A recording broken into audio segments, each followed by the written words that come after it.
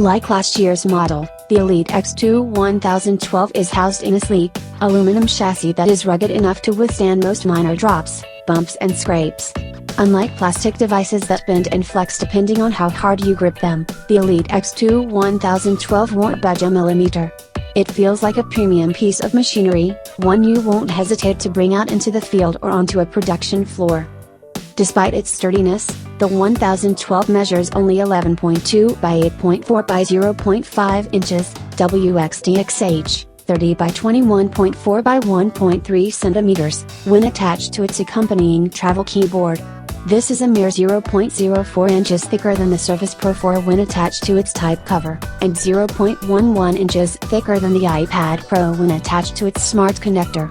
In fact, the WxDxH 1012 is actually 0.4 inches thinner than the Surface Book. It's also in the same class as these featherweights. The WxDxH 1012 weighs only 2.72 pounds, 1.23 kilograms, when attached to its travel keyboard.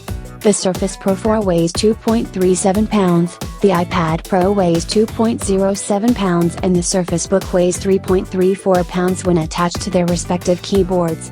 So, the 1012 sits right in the middle of the top end of the class in terms of portability when used as a notebook.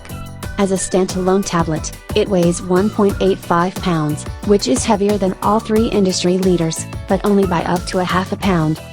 What separates the WxDxH 1012 from the competition is its magnificent stainless steel kickstand, which is the toughest I've ever encountered.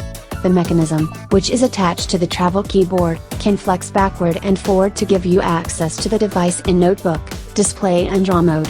Unlike the Surface type cover, which is really only ideal in notebook mode, the Elite's kickstand gives you optimal usage regardless of the angle to which you set it. The keyboard itself is phenomenal. It features chiclet-style keys with a textured face that is a delight to touch.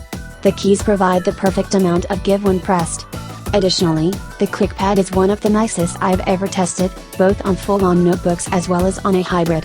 It's covered in a smooth glass that not only feels nice to use, but also provides exact responsiveness. The one thing I don't like about the travel keyboard is the felt texture HP used to cover the aluminum keyboard bottom.